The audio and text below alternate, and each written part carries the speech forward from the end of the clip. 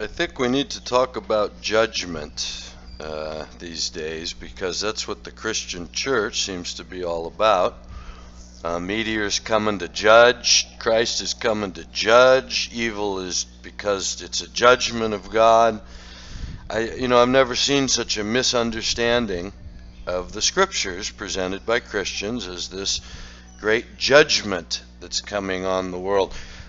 The great and dreadful day of the Lord's judgment is the one at the end of the 1,000 years, at the end of the little season, when all the sea gives up its dead, and those that are in the grave gives up its dead, and all the books are open to see, is there anybody whose name is not found in the book of life? They're going with what?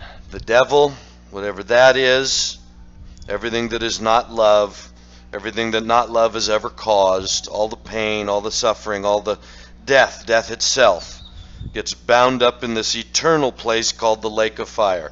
For Christians, this is a judgment place. This is for every person who doesn't know Jesus. This is what God's been waiting tens of thousands of years for, so we can pull them out of the grave, tell them, you didn't know Jesus, but I lived in China. I never, shut up. You're going in the lake of fire forever. I mean, it's just the most absurd thing. So it's all about this judgment. Everything is about judgment. And so I just wonder if they read the Bible at all, because I was going to call this topic, sex and drugs and rock and roll, the judgment of God, because that's all that God seems to be concerned about when you grow up in the Christian church. Fornication and alcohol primarily, and rock and roll or anything that leads you away from God. So these are the things naturally that God's going to judge us for. And so primarily the narrative is about Christians being these good people on the outside. They don't drink and they don't cuss and they don't sleep with their neighbor. And I'm wondering, how Christian could you be if that's the case? Because the scriptures that I read show me that, Noah got so drunk he couldn't even find his way back to his tent. He passed out naked on the outside of his tent, when nakedness at that time was sort of a sign of disrespect, almost irreligion. It was irreverent to just flaunt your stuff in front of everybody. So it's clear that for Noah, being passed out drunk, it's kids. In fact, the biggest sin apparently was the kid that turned around and looked at his naked father when they had agreed to back over him and cover up his nakedness, but the kid looked. So, what's how do you want to figure that? I don't know, but let's go on. You got Sarah, mother of Isaac, Abraham, the original man of faith, right? What does he do? Well, they're not getting pregnant, and she's old. God already said, I'm going to give you seed like the stars of the heavens. So they knew. They got that promise way back in Ur of the Chaldees. And now here they are marching for how many years? Abraham, our man of faith, and apparently his faithful wife Sarah. What does she say here? Take the maid, Hagar, so that your seed will continue. Well, there's an act of faith, right? Happens to be adultery. He didn't marry Hagar. Nobody suggested that they get married. In fact, later when God tells Abraham, let Sarah do whatever she wants with her, Sarah sends her away. There's a Christian act if ever seen.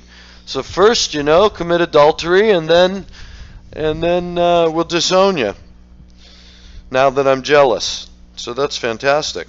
But nobody seems to, point to our patriarchs of what good Christians they are. Jacob agrees to work for the one daughter for 7 years, right, that he wants. He wants Rachel. They give him Leah. He says, wait a minute. And so what does the father say? Well, naturally, hey, work another 7. You can have them both right now. And that's what he does. So polygamy, right off the bat, Hosea, God's prophet, ordered to go marry a prostitute and have children with her. One of the temple prostitutes. Paul comes along after Christ, admonishes leaders of the church should have but one wife, implying, as it does, how many people had more than one wife. David, King David, our hero of the Jewish people, the one they're waiting for, the Messiah, like the man after God's own heart that is going to come to liberate the people, be just like David, the murderous, adulterous, covetous neighbor that he was. And then, of course, Solomon's harem is legendary. Solomon had like 90 wives and 140 girls in the harem. But sex is what God really cares about. Fornication, that's what really he hates, fornication. And especially if you're having sex with people of the same gene as you, men and men, women and women. Now that is it. You'd think in Christianity in America, gay sex, that's it. I mean, God's ready to blow his own brains out over it. Every Christian, I mean, we've lost the battle. It's all over now. The Antichrist must be upon us. Men are having sex with men and it's legal. I mean, we've already gone through that in history, aren't you aware? So, is that what God really cares about? Why didn't he say much about it in the Old Testament? Why didn't he say much about any of that? Worshiping idols seems to be important to him. But more than that, all the way back in Genesis, I will put the laws of God in their hearts, and they'll worship me in spirit and in truth. And what is that spirit and what is that truth? You find that Old Testament and New, it's one simple thing. Mercy, justice, charity, humility. Doesn't matter how much money you have, doesn't matter whether you're blessed physically or you're a cripple. It doesn't matter whether you have a lot or have nothing at all. Everybody's exactly the same on that level in the eyes of God, and it's how you treat each other. It's how you interpret that internal law. And that internal law is mercy, justice, charity, humility. Got so little to do with fornication that even someone like David and Solomon can be men after God's own heart. You know, they're known for what? Mercy and justice in their courts, aren't they? Solomon's the one with the great wisdom. Okay, here, bring me that baby. Let's cut it in half. We'll give each of these mothers half since no one wants to claim the truth. And of course the real mother said, no, okay, give it to her. And Solomon, okay, now we know. Give the baby to that one. So justice, see, mercy, justice, charity, humility, not sex and drugs and rock and roll. Those seem almost insignificant before the others when you look at the scripture. So what pleases God? You know, Christians argue because, of course, it says nothing pleases God. All of our righteousness is of filthy rags, and we've got nothing but the blood of Christ. Okay, so in that argument, that's absolutely true. And the scripture says you can't please God in the way that you can't earn God's pleasure through your works. He has to give his grace. You can't stand on your own and say, but I did this and I did that. I don't swear and I've never committed adultery. And I mean, you'd be luckier if you said, look how I fed the poor. look at how I've treated my neighbor.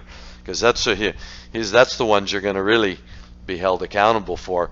But that's, in that argument, yeah, nothing we can do pleases God in the way of buying his favor. But on the other argument, it's quite clear throughout the scripture what pleases God. And it's always the very same things: mercy, justice, charity, humility. It's what Jesus held the Pharisees on, even the ones that thought they had a clean bowl on the outside. He pointed out how dirty it was on the inside. They were doing things for the wrong reasons. So it's clearly a message of the heart. And when God's judgment comes, it's going to be that judgment of the heart that allows scriptures like, many will come in that day and say, have we not cast out demons and healed the sick and done all sorts of things in your name? And he'll say, depart from me, I never knew you. How is that possible? Who are those people that he would say that to? Obviously people that claiming they've done it in his name, and yet we know there's multitudes of people that say, when did we ever feed the sick or come to see you in prison or see you in need and do anything in your name? And he says, no, but anything you did for the least of my brothers, you did for me. So it would seem quite clear in Scripture that God's judgment is on the heart for the things that mean most to God, which are those things that point to selflessness, like the Christ lived. He didn't judge anyone. He told them when they brought the harlot, the adulterer, before them and said, "Aha, what say you, Rabbi? Moses' law says she needs to be stoned." And he said, "Yeah, you're right. That's what the law says. So why don't we get the person who's got no sins to pick up the first stone? Let's start there." And everybody walked away. So that's the real heart of God. That's the real judgment of God. He didn't give a sermon about adultery. He made a point about judging each other when we're all guilty. So I hope that helps.